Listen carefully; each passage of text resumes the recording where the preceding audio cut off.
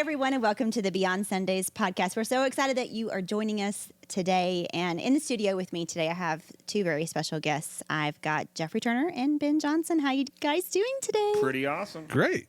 I'm really excited to actually get to tell the story. Have this conversation. Yes. You guys, in this episode, we're going to be talking about how God has faithfully been working behind the scenes for quite some time to not only for the two of you, Ben and Geoffrey, but also working behind the scenes in our church to get us to the point that we are at today, the season that we're stepping into. And this journey, honestly, is a testament to God's faithfulness, and it's a testament to his perfect timing.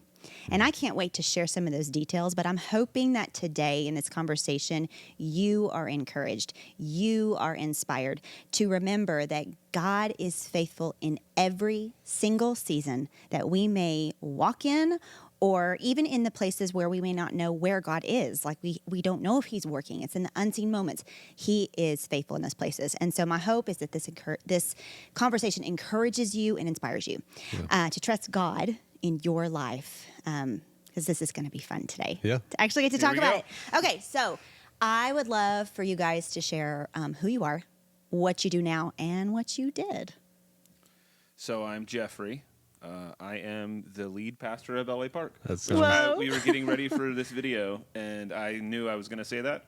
And that's the first time I've ever said those words. Wow, so, yeah. And in my whole life, in this journey we've been on, have never said them before. So that felt really good and odd. Felt good to hear it. Yeah. Fun, yeah. And who are you? My name is Ben Johnson. I'm the new executive pastor here at Beltway, and we've both worn quite a few different hats and led in different ways here over the years. And so for me personally, oh goodness, where did I start? With groups ministry. I can't even remember what year that was, like 2012 or 13 or something like that. It's when I first came on staff here and was just honored to do so, because this has been my church home since 2000. So I came to Hardin Simmons as a freshman in 2000. Yeah, some Hardin Simmons Cowboys up here. We're all Cowboys. That's right. Yeah. No one's wearing purple. Yeah. What are we doing? But I met my wife there, and we both went to school there, and all that while I started coming to Beltway, and that was even a neat moment for me of just how the Lord spoke. And it wasn't just me going to church where my parents went to church anymore. It was like, I can tell you specifically where I was in the chapel, which was the worship center at the time, where God told me, like, this is your church home.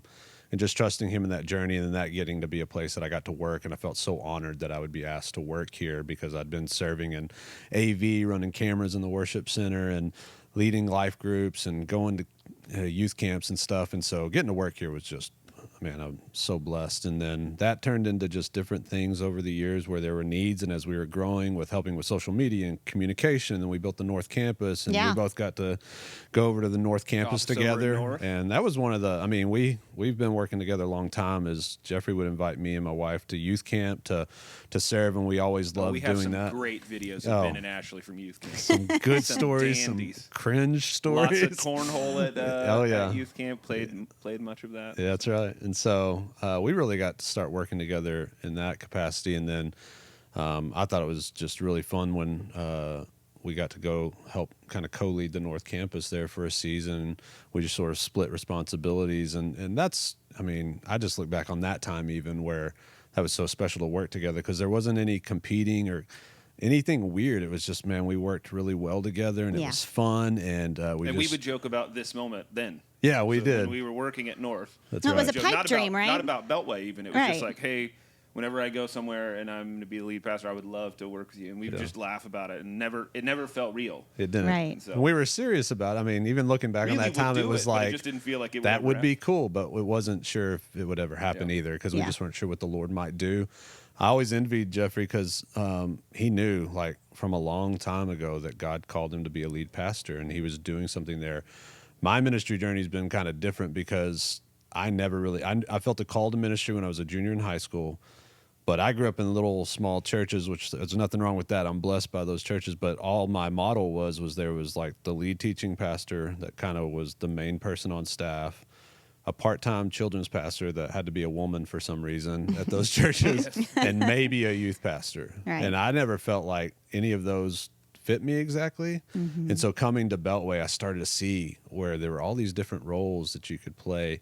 And then that's where God really started to stir my heart for full-time vocational ministry and getting to see that and open my eyes to things like an executive pastor, and started to feel him stirring that. And so that changed into, after working North Campus together, then different opportunities with weekend experience pastor for both campuses. And then, an interesting thing happened all that while for me and my wife is God was stirring our hearts for the Austin area, which we didn't really understand because neither one of us grew up around there. That was never home, but that was the language she and I started to feel as we would go visit or go see friends there. It was almost like that felt like home. And we knew he was doing something there. And I would joke with our elders and David at the time of like, we should plant a church, Beltway Church in Austin, and I'll go lead it, and we even asked God to take that away because we loved being at Beltway, but he just wouldn't let that go. They were stirring, yeah. And then in January of 2020, as clear as I've ever... Picked a dandy time Yeah, to move. I know. Let's do this right before and the right in the world middle of shuts COVID. down. How about that? But I felt as clear as I've ever felt the Lord. I can tell you where I was standing in my kitchen, and the words I felt from the Lord was, it's time to go. And I knew that meant to the Austin area. I did not know exactly what that meant. Like if that would be in a church, I hoped it would be, but it was clear to me that. And so I walked into the living room, my very pregnant wife, who's going to give birth to a baby within about a month and a half. Our third boy is, I tell her, I'm pretty sure the Lord just said that. And she was like, okay, let's see what this is about. So I immediately came and talked to our leadership, and they walked with me through that journey. And I mean, that was just special too. It's feeling blessed. And, and they knew as long as I'm here, I'm going to give my best to this place, and my heart is here, but God's doing something new. And so that turned into him taking us to Bastrop, Texas, which is just outside of Austin. And we just felt like that was the trajectory we were on for, I don't know how long, maybe forever. And so I went there and started helping again in groups. And then that turned into an opportunity where that lead pastor asked me to be the executive pastor at that church. And we felt like the Lord was telling us to do that. And that's what we were doing, and being faithful doing it until I got a call, literally from the Lord and Beltway Park. I guess that was around April of last year. Of 2024. 2024, yeah. Yeah. And it's kind of crazy because I remember, it's always fun and exciting, but also a little sad to send people you love to where God wants them to go, right? To fulfill their destiny, whatever God is calling you to. There's a mixture there. There's a tension of saying goodbye and also blessing. And I remember we were sad, weren't we? Yeah. We were too. I cried, and that doesn't happen a lot. So. Yeah. Well, But- we felt the same way. It was this weird thing of you're going to do what the Lord's telling you to do. Absolutely. There's a lot of uncertainty there. It was in the middle of COVID, and so I'm feeling like he's telling us to go. That church is like, we feel like you're supposed to come here. Well, can you even pay me? We were in some of those conversations, and so there was they were closed at the time, and so there was a lot of faith on all parties there, but now on this side of it to see what he was doing all that time, and this How he was all part of the preparing plan. you. Yeah, it was a preparation. It was all part of the plan, but we didn't know that we would ever come back to Beltway. We stayed very connected the whole time we were there. I think my wife would always join you online and through our online community every Sunday morning, and then come to our church, River Valley, after that. And so, and I was constantly talking to staff here and sharing ideas, and having my staff there talk to our staff here, just to share ideas. And so it still felt like this is our church family and home. We're just doing the work of the Lord here. Yeah. So, very cool. Yeah. Okay, so we heard Ben's part of the journey, but unbeknownst to Ben, God is doing things in your life, your heart. We shared a lot of that in last week's episode. If you missed it, you can go back and watch that on YouTube or anywhere you like to listen or watch podcasts. But the Lord was absolutely doing things in each of your lives without the other really knowing. Yeah. And so how did the intersection here happen? Because you mentioned a phone call in April. Yeah, so September of, what year was that? 22, 23? I think it was 23. Goodness gracious. It's been a long It's journey. been a journey, Whenever we accepted the job, then we began to talk about what would it look like, knowing our current executive pastor was my dad. So that's not going to work for a myriad of reasons, but it definitely was not going to be something that we were going to do. And so we began to talk, the elders and I began to talk about what would it look like. And we had our first conversation, we sat down, and they were like, all right, tell me who it would be. Who would you want to be your executive pastor? And I said, I have one name, literally only one. I said, if it's not Ben, I don't know who it's going to be. We're going to have to do a big search because the only person I know that could do it, should do it, would maybe do it is Ben. So we talked about it and we prayed about it. And then about that time, Jake Mills, who was leading our missions and outreach team, was going to move off and he was going to become a lead pastor. And so we knew my dad was going to step into that role. And so that was about like February, March of 24. And I told the elders, I was like, hey, Ben's coming in for a crawfish boil that we do every year. Yeah, it's like my favorite day of the year. Todd's going to love this. His crawfish boil gets a reference in this episode. But Ben's coming in for the crawfish boil, and he stays on Todd's couch. This happens every year. And so I told the elders, I was like, I think I can be like pretty sneaky and just see if there's any interest in Ben ever coming back. And so I got there that day. We hung out, but there's always people around. And I had a wedding to do that afternoon, so I left, and then I went to the wedding, and then I was coming back to help clean up. And it was just Ben and I for a second, and I was like, he's talking about how great the church is going in River Valley. You just had your biggest, I think it was like the biggest service y'all just had, because it was right after Easter. Yeah. And so y'all just had this big service, like more people than you've ever had. Things are blowing up. It's awesome, growing, fun. And I remember looking at you, and in my head, I'm going, well, darn, now what am I going to do? And so I remember just looking at you and going, hey, so like you ever thought about coming home? And you looked at me and you go, I'm just waiting for a phone call. And I left a crawfish boil, and the next day I called David, and I was like, hey, David, I think Ben's open to this, so you should probably call him. And then from there, it went really fast. Yeah. It really did. It did. Yeah. Well, then if you back it up even more, so when Ben was in Bastrop, he had me come out and speak at River Valley for something, and we went out to dinner, and it was just Ben and I. Ashley and the boys couldn't come for some reason. Mm-hmm. And so Ben was like, I just know I'm selfishly inviting you out here because what I want is you to fall in love with this place, and then when Cody leaves, you to come work out here. And I go, well, I'm just here to remind you how awesome Abilene is so that you don't forget that Beltway is home. And we had that conversation, and that's before we were in this journey at all. Right. Yeah. And we even joked about it then. And then April came, and you said you were open to it, and I was like, David, you better call him because I actually think this might be a thing.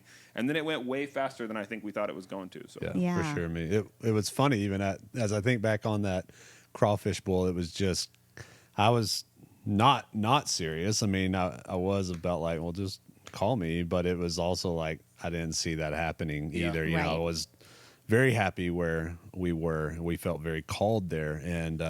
And so when I got the call, literally, I think the next day, I was actually shocked. It wasn't just like, I'm just waiting for a phone call. That was a little jokey, but at the same time, there was always this kind of in the back of my mind that if I was to ever leave there, it would probably look something like that working with Geoffrey. I think I even told Ashley that over the course of the last few years was, you know, I could see at some point is what I think I told her is I could see at some point wherever Geoffrey ends up, because I knew you'd be a lead pastor and you would do this. And I could see him calling me. If he doesn't, it's not going to hurt my feelings, but I could see it happening. Like we've just enjoyed working together all these years. And so it was just interesting when that happened. And I got the call to, oh, wow. You know, I was pretty shocked. And then we had to wrestle, you know, honestly, Ashley and I, it was a real wrestle because I felt like, okay, God, you called us here. We're happy. I mean, we have great friends there. And it was a weight to feel like, are we supposed to leave this to come? I mean, there was excitement and joy to be able to come back to Beltway. But honestly, I didn't know that would ever happen. I didn't know that might ever happen. So it wasn't really something on my radar for real. But we had to wrestle through that with the Lord. Are we done here? Is this the amount of time you had for us? You know, there was stuff we had just got off the ground that we'd been praying into there for 4 years. And so that was starting to move. And it's like, I felt like I was kind of just pulling the rug out from underneath the church a little bit. And so we had to shepherd that with them. But Ashley was the one that actually said it, but our hearts were aligned in this. And she's like, I feel like if we don't say yes to this and go back to Beltway, we're going to be disobedient to the Lord. And I was like, I feel the same way. And so it was hard. It still is hard at times because we love River Valley. We love Bastrop. We love those people. It was an awesome church. I mean, it's an awesome amazing church. Yeah, it is. And, you know, and missing out being part of some of the things there. And so it's these weird emotional feelings where you're super excited. I think David even talked about this when he announced his transition to the church of all of this is you can kind of just be really excited and happy and full of joy, but also kind of have some grief at the same time. Yeah. And we have felt our hearts and minds in that place. And so it's been interesting, but it's been awesome. Yeah. And so it's just been cool to see the Lord do these things over the course of the years that we didn't really know were part of the plan. Yeah. And even these conversations that it's like, well, that's fun. Isn't that how he works? You know, He does. So that's how He's he in the works. details for Yeah. sure. Well, so my next question for you is: were there seasons or times of confirmation that you and Ashley got as you were like wrestling with the Lord, talking to the Lord about this idea of moving to Abilene and kind of switching gears back, coming back home, coming to Beltway, coming on staff, doing all the things here? Were there certain things that God was revealing to you through his word or through people or whatever that really allowed you to have that confirmation, like, we know this is from the Lord? Yeah, that's a great question. And I would say yes, several of them. And some of them might be surprising. Is one, for instance, is like at River Valley, when Pastor Cody there asked me to be his executive pastor. That was a process because I think my initial response to him is, I don't know if I want to do that. I'd kind of seen that in action here. It's a great job. I mean, but it's a hard job. It's weighty, yeah. It's a hard job. And so there was these seasons of leadership where I really I felt like the Lord sort of had that on me, the skill set, just how he's gifted me, the desires he's put in my heart with what ministry looks like here, but then going, do I want that? Like, there are moments that are really weighty and hard.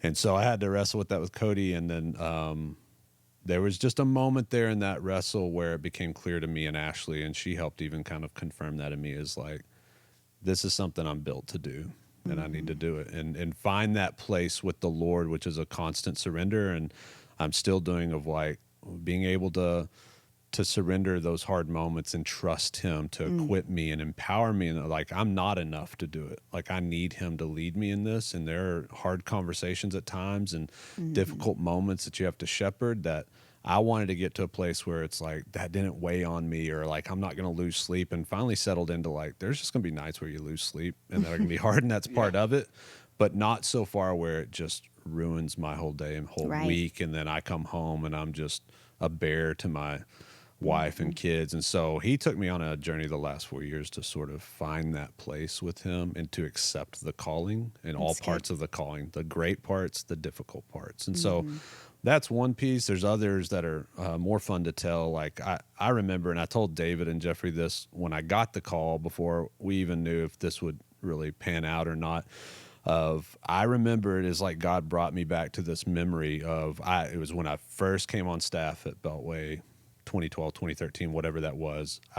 Pretty quickly after I was on staff, I went with David to Valley Creek Church. He was going to preach there for the weekend, and I just went as a buddy. And on our way back in, I mean, I can tell you where we were driving back into town, and I had asked him, I was like, hey, what do you see for me just kind of in ministry, and like the giftings you see and what that looks like?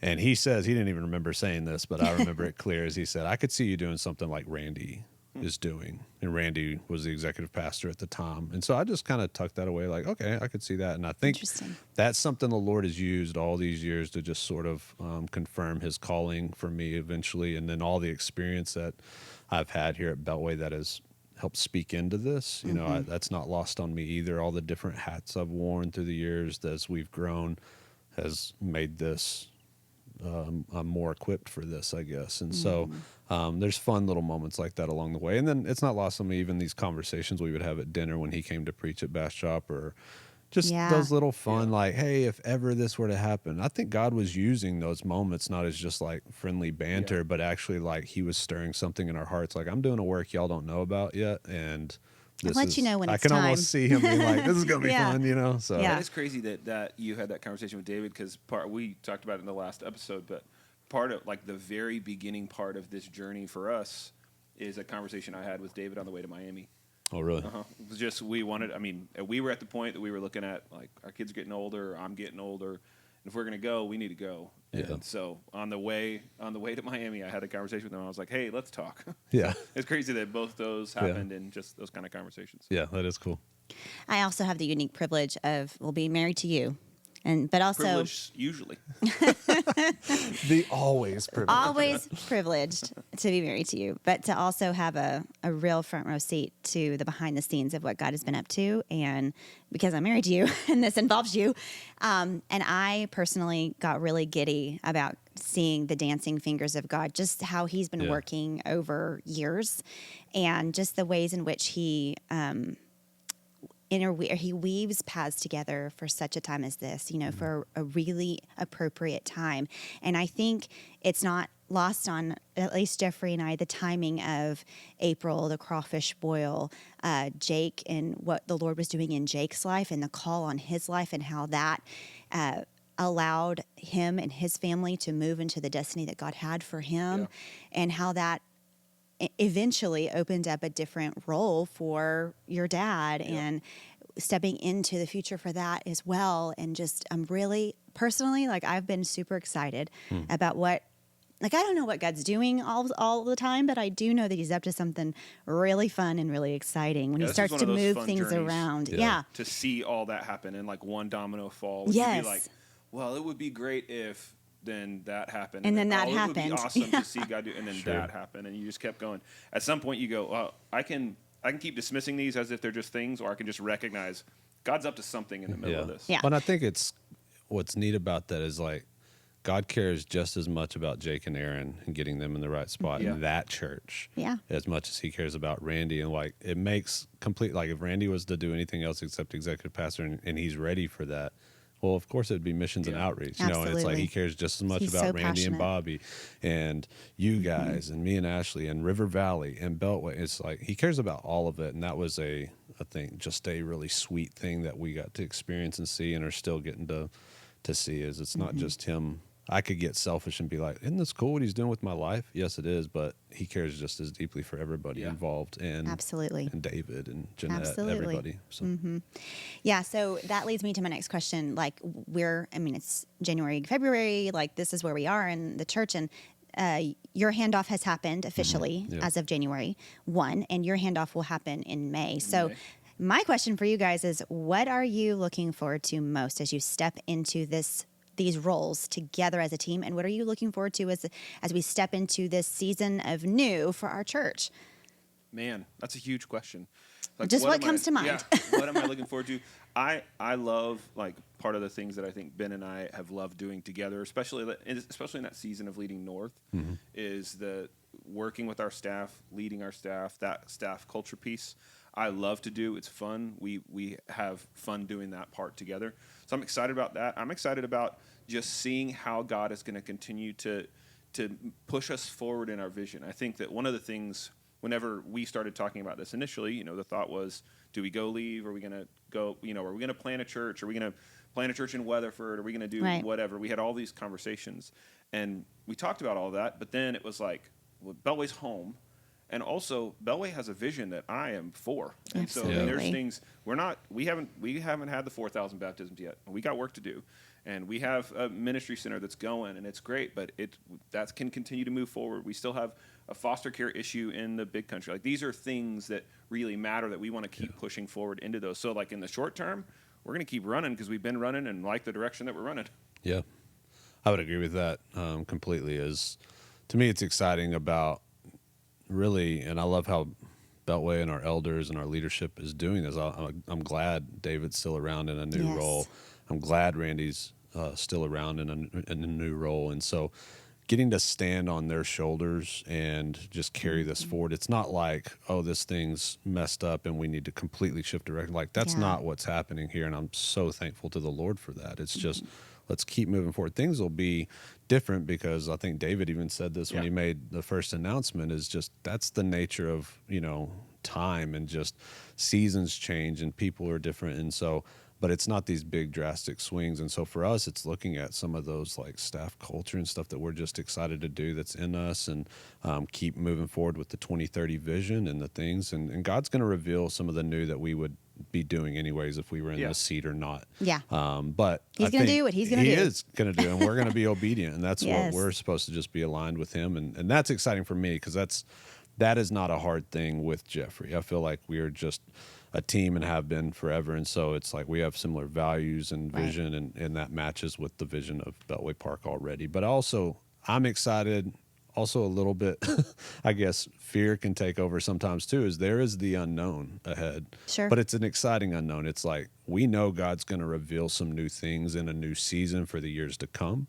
And we don't know what those are yet. And so that part gets a little like, when you're trying to control it, gets a little nervous. But at the same time, there's an excitement behind that because he's been doing that with Beltway for years and years. And we are determined to stay under his lordship and to be submissive to him and to just carry that forward. And That's so good. there's a healthy humility that needs to be in play there that we want to lead with. Yeah. I know one of the things David has talked a lot about in the season is in 5 years, are things going to be different? Yeah. But in 5 years, would they have been different if David was still around? Yeah. And David is still going to be around. But if he was still leading the church, if he was still the lead pastor, things would still be different in 5 years. We've always been that way. Yeah. So we've been a church that wants to change and adapt and do new stuff and try new stuff. And so, all those things, like that value that we hold as an organization is going to stay. And it's going to be something that we want to do because we always want to be making anything that we are a part of better, whether it be mission trips or outreach that we do or stuff on our weekend services. Those were always things that we're going to adapt and change in seasons and in times. But that's been happening, and it'll just continue to happen. Yeah. It's exciting. It is. Well, my next question, and probably my last question, has to do with those who are watching or listening today who may be in a season of transition as well. Maybe they're going into a new role or a new calling or whatever. What encouragement would you give to someone who is about to head into that season? Because the reality is we just started a brand new year. There are a lot of new things going to start and things that are going to shift and change. But someone's been listening to y'all share your story of how God has been faithful in this place, and to write the story that he's written has been super fun. And we didn't even get to all the details. Yeah. But, how would you encourage someone who's stepping into something new? Get in community. If you're not in community already, get healthy community that's going to make you better. Like in the best of transitions, and this has been awesome. Like we said, God's opened door after door. It's been really sweet of the Lord to see the way he's navigated it. It still is transition, and it's still hard sometimes. And it still can be lonely, especially in seasons where not many people know it. You don't get to share the burden wide. But I think of the Moses and Aaron and Hur story, and they're fighting. They're going against the Amalekites. It's a big deal. It's difficult. It's weighty. And Moses would raise his arms, and they would advance, and Moses' arms would go. He'd get tired, and they'd fall down, and they would be getting defeated. And so he had Aaron and Hur beside him. That in those times when he got weary, he had those guys who were going to hold his arms up and help him push forward. And I think about that often because I think it's a great example of community, great story of community. But then you've got if you're in a season of transition, having people around you who are running the same way, running in the same direction, have the same values and beliefs, who you can go to and go, you know what? I'm having a hard day. This is a struggle today. Can you just pray for me, encourage me?